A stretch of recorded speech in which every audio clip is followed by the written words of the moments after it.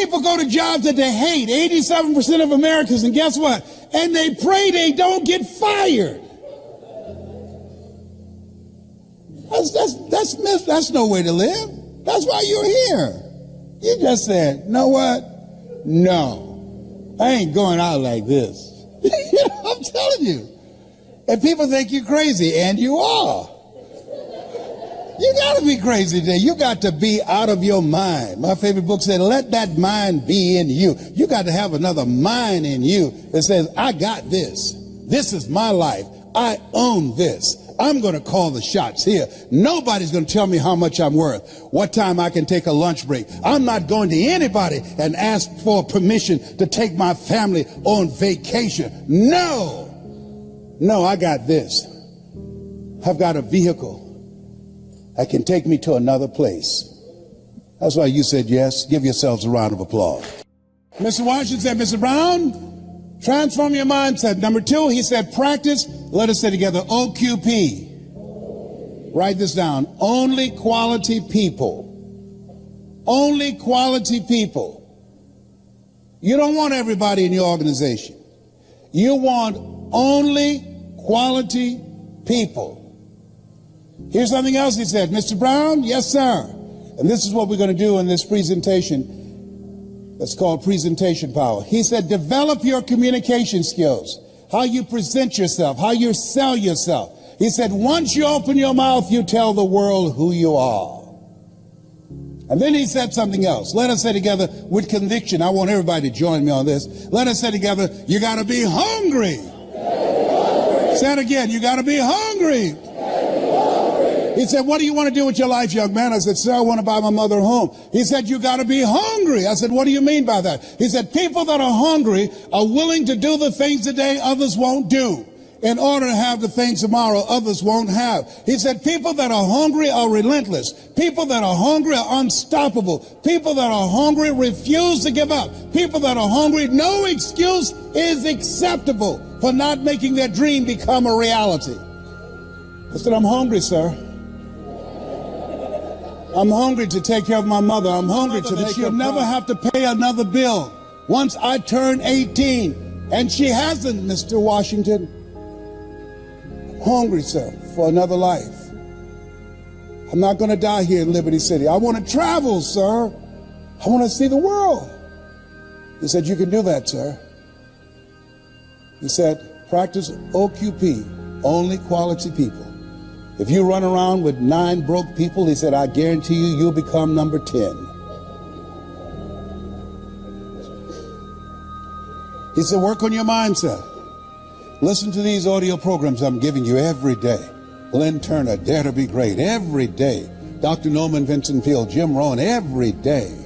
Zig Ziglar, program your mind, Mr. Brown. He said, how do you plan to buy your mother a home? I said, sir, I want to become a disc jockey. He said, is that right? I said, yes, sir. He said, good. He said, work on your mind. Here are my car keys. What do you want me to do with this? At lunchtime, go in my car, turn on the radio, and listen to Paul Harvey. Why? He's the world's greatest communicator. You want to be successful? Yes, sir. He says, listen and study people that are great communicators. That's the key to controlling your future. I said, but that's at lunchtime. In order to be successful, you got to be hungry. You got to be willing to do the things today others won't do. Are you willing to do that to be successful? To buy your mother home? Yes, sir. Yes, sir. And that's what you have done. You've got some goals that you want to achieve. There's some things that you want to do. And you've said to yourself, I'm willing to face the no's. You said to yourself, I'm willing for people to laugh at me. You said to yourself, I'm willing to gut this out. You said to yourself, I'm willing to make this happen. You said to yourself, I'm going to do whatever it takes to build this business. I can do it. If anybody's ever done it at any point in time in history, then what's possible for one, it's possible for me, and I'm going to do it. That's what you said to yourself.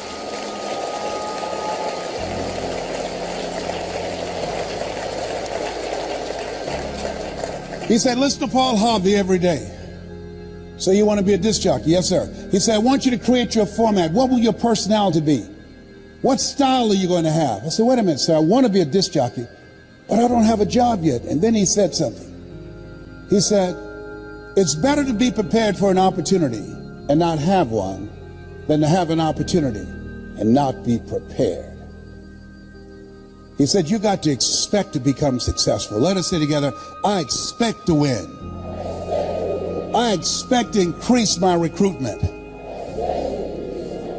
I expect to be a great presenter. I expect to become a millionaire. It's my time. It's possible. It's necessary. It's me. It's hard. It's worth it.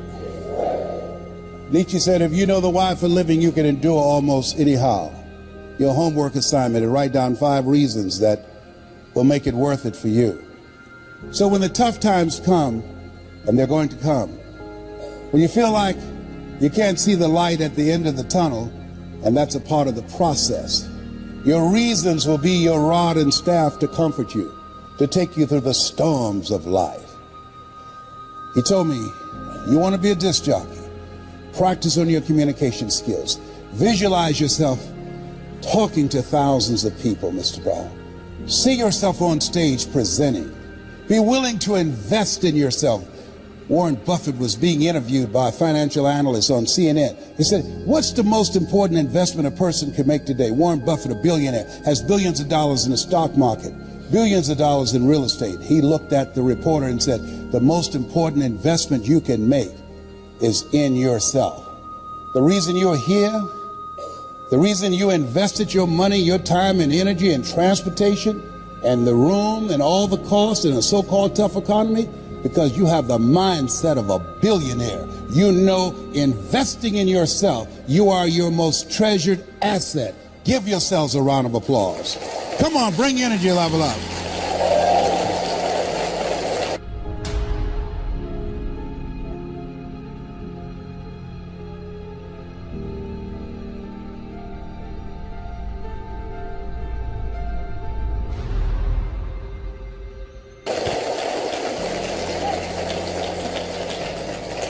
So he said, Mr. Brown, I've done all that I can do for you. You've got to go out and face the music. You go with the things I've taught you and make it happen. I went to WMBM radio station on Miami Beach. Milton Butterball Smith was the program director. Hello, Mr. Butterball. My name is Les Brown, sir. I like to be a disc jockey. He said, young man, you have any journalism in your background? No, sir, I don't. You have any experience in broadcasting? No, sir, I don't, but I practice every day. Let me audition for you. Let me show you how good I am. He says, no, we don't have any job for you. How many have been rejected? Raise your hands, please. I was devastated with rejection. I went back, Mr. Washington. I said, Mr. Washington. They said, no. He said, don't take it personally. Most people are so negative, they have to say no 7 times before they say yes. He said, you got to be hungry. Go back again. I said, yes, sir. I went back again. Hello, Mr. Butterball. How are you, sir? My name is Les Brown, sir. I like to be a disc jockey. He said, I know what your name is. Weren't you here yesterday? Yes, sir. Didn't I tell you no yesterday? Yes, sir. He said, then why are you back today? I said, well, sir, I didn't know whether or not somebody was laid off or somebody was fired, sir. Don't want to laid off or fired. Now get on out of here. I came back the next day, talking loud, looking happy, like I was singing for the first time. I said, hello, Mr. Butterball. How are you? My name is Les Brown, sir. I like to be a disc jockey. He said, I know what your name is. Weren't you here the last 2 days? I said, yes, sir. Didn't I tell you no the last 2 days? I said, yes, sir. He said, then why are you back today? I said, sir, I didn't know whether or not someone got sick or someone died, sir. He said, no one got sick or died. No one was laid off or fired. Now don't you come back here again. I came back the next day, talking loud, looking happy, like I was singing for the first time. I said, hello, Mr. Butterball. How are you? He looked at me with rage. He said, go get me some coffee. I said, yes, sir.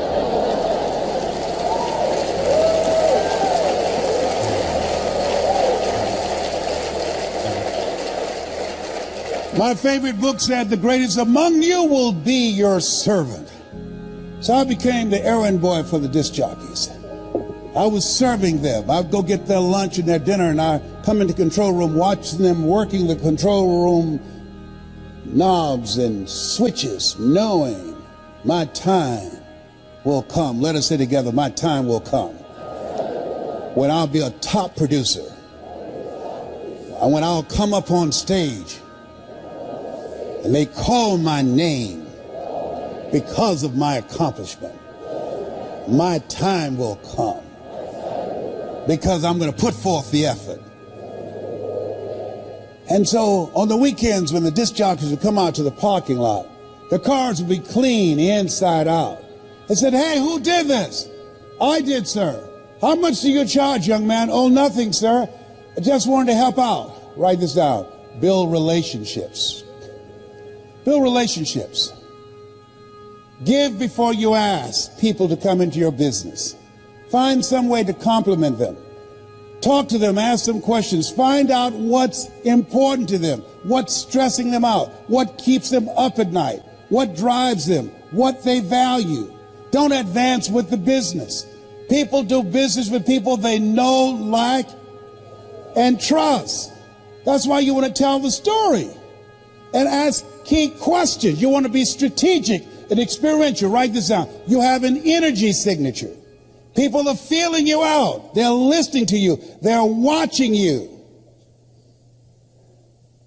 And so it said, look, here are my car keys, young man. Donna Ross and the Supremes are coming to town, the Four Tops and the Temptations.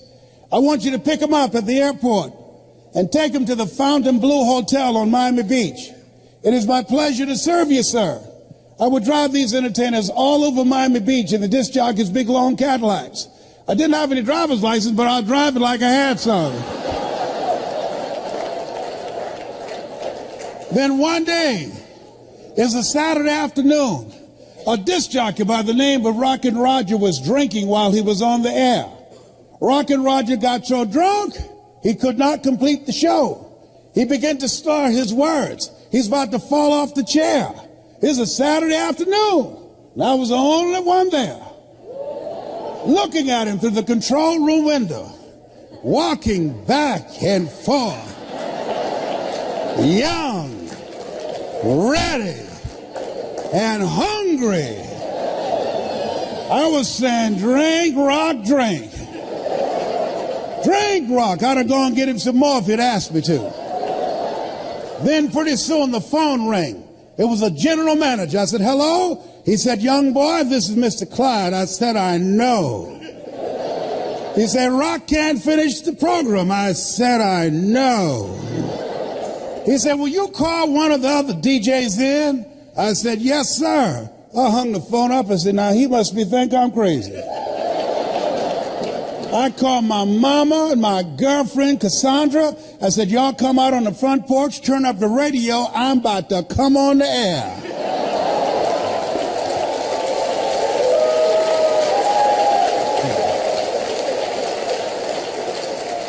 I waited for about 20 minutes and I called him back. I said, Mr. Klein, I can't find nobody.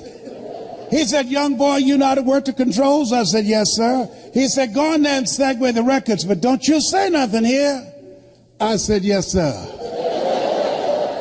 I couldn't wait to get old Rock out of the way. I put on a fast record. I said, look out, this is me, LB, Triple P. Les Brown, your platter playing papa. There were none before me, and there will be none after me. Therefore, that makes me the one and only. Young and single and love to mingle. Certified, bona fide, duly qualified to bring you satisfaction and a whole lot of action. Look out, baby, I'm your love man. I was hungry. Give the old man a round of applause. I was hungry.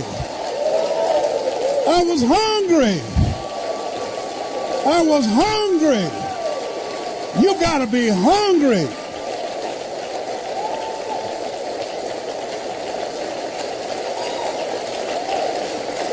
Shake someone's hand on your right and left and say, you gotta be hungry. Do that right now. Shake somebody else's hand. Say, you gotta be hungry.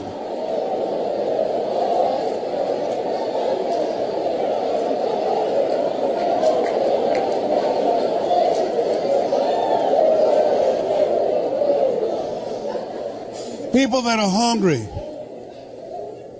believe if you do what is easy, your life will be hard. But if you do what is hard, your life will be easy. People that are hungry believe what Zig said when he said, if you give enough people what they want, they will give you what you want. People that are hungry believe always strive to get on top in life because it's the bottom that's overcrowded. People that are hungry are uncommon people. They are say yes to their dreams. They say yes to an opportunity where they can develop their entrepreneurial skills, where they can develop their mind and their leadership skills, where they can become versatile and flexible and create and build a business they can be proud of. People that are hungry have a vision of themselves when they leave here, leaving a legacy and not liabilities. People that are hungry understand that most people die at age 25 and don't get buried till they're 65 because they're not willing to take a chance on themselves. People that are hungry are a rare breed. They're risk takers. I don't know what you want to do. Seemed like yesterday when I was the new kid on the block. Now at 68, I'm the old timer. I used to think people in their 40s were old. Now I'm 68, I feel like I served at the Lord's Supper. And I know I look young for 68 because I used mascara to cover my gray hair. I was over there asking Maria. I said, Marita, can you have any of this mascara? She said, oh, you look just fine. My kids say, Daddy, you look distinguished with your gray hair. I said, 68, I'm not trying to look distinguished. I'm trying to look young. I got to tell you this story. Don't tell anybody, please. I gave this speech at the Georgia Dome. And after I finished, it's called It's Not Over Till I Win. And after I finished, somebody came back and said, Mr. Brown, I know you're tired, and our speaker canceled. Do you have enough energy to do another program? I said, no, I'm tired. He said, we can pay you a full fee of $25,000. I said, the Lord is able.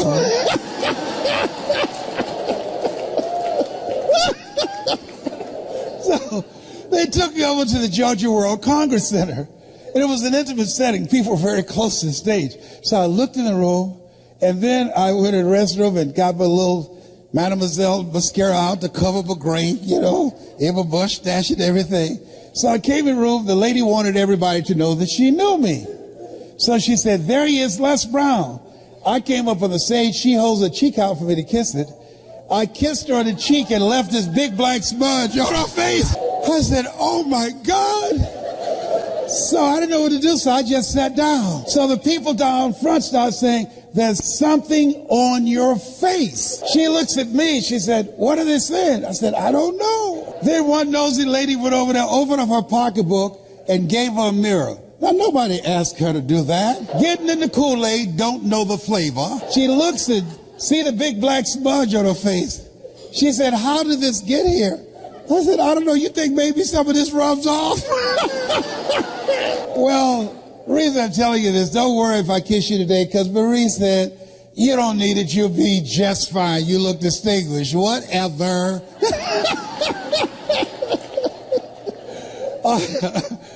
How many of you like to learn how to improve your presentation skills? Raise your hand. We're going to do a webinar that will walk you through a process and teach you how to tell your story. So you can speak in your community on a volunteer basis and be able to make a difference. How many of you like to make a difference with your story? Raise your hands. Very good.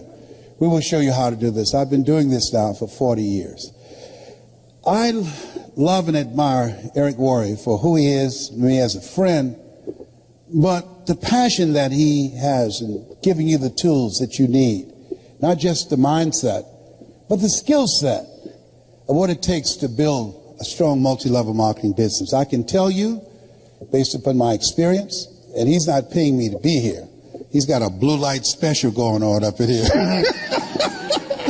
This is my friend that I love him. There are a few people who can call me, and I'll get on a flight and only had 4 hours of sleep to come in to speak. I was very subdued and conservative today, but I love and admire him. I'd like to leave this with you. After leaving Zig's memorial yesterday, who was a great man, who contributed so much to so many people. I said, God, let me touch and change millions of people's lives like Zig has done. Let me make my mark like he made an incredible mark. Let me touch hearts and minds like he touched me when I first saw him. And I drove many miles, 400 and 500 miles, to see him and Jim Rohn and Dr. Norman Vincent Peale and Charlie Tremendous Jones. Let me be an instrument to give people hope, to inspire them to expand their skill set, to encourage them to create collaborative, achievement-driven, supportive relationships. God, let me live a life that counts, that means something to people. God, help me to be able to inspire people like Mr. Washington inspired me, like Mike Williams, my mentor for the past 43 years, who saw something in me I could not see in myself, who believed in me when I didn't believe in myself. Please let me live a life that matters. I want to leave this with you. At this stage of my life, my goal is to train 100,000 speakers who will have one message: hope, skill set, and collaborative relationships that will change how people think, how they feel, and how they act. 100,000 people outside of religion and outside of politics, both of which I believe polarize and divide people. 100,000 ordinary people who want to live an extraordinary life. God, give me the stamina and the vision to use my gift that you have given me to work with people who are hungry to make their lives count. I want to leave this with you that my mother used to love to say to me when she was in pain. Leslie, yes ma'am, come in here. Yes ma'am, mama. What is it, baby? Say that thing for me, boy. That makes me feel good. Yes, ma'am, mama. My mother's dream was to raise 7 children she didn't have, to make sure we had a roof over our head and food on the table. And she never failed. We never went to sleep hungry. She's a hard worker and she had faith. I remember the first home I bought her in, this home she saw. I said, Mama, how you like this? She said, if I lived in something like that, I would feel like Mrs. Rockefeller. She didn't know I had planned to get that home for her. I purchased the home and I said, Mama, I think I know the people who live there. You do? I said, yes, ma'am. I said, I'm going to stop in and say hello. And I drove there and I opened the door. And she got out, and Mama at that time, around 76, she held my arm and we were walking toward the house. She looked at how beautiful this house was. She said, Leslie, you sure you know these people? Yes, ma'am, Mama, I do. And we got to the door. And I couldn't hold it anymore. I reached in my pocket, I took the key out, and I put it in the door. I said, Mrs. Rockefeller, this is your home. She said, Leslie, what are you talking about? I said, Mama, I bought this for you. I pushed the door open. She stuck her head in the door. She said, anybody home? I said, no, Mama. Nobody's here. This is yours. It's fully furnished. Multi-level marketing made that happen. This is going to happen for you. It's already happened for some of you. Mama has since passed. She was born on November the 6th, just like Zig. I remember her walking around the house looking and said, thank you, Jesus. Thank you, Jesus. And Wesley, you were such a problem kid. You were so crazy. I said, I know, Mama, but I'm rich now.